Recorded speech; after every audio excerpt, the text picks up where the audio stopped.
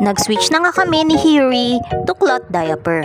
Sharing with you one of my stash ang P-series ng Dia and Sia. May kasama na nga itong 3-layer microfiber insert. Meron itong double row snap, isa ay overlap snaps to fit newborns, at hip snaps to prevent wing drop.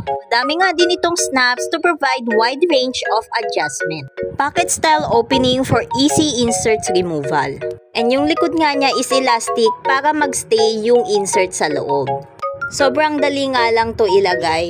And by the way, ang kanyang loob ay made by Stay Dry fabric to keep baby skins drier and comfortable. One size suit all from 3 kg to 15 kg. Ia-adjust mo nga lang yung snaps niya dito. As you can see, ia-adjust ko siya kung saan mag-fit ito kay Hiyuri.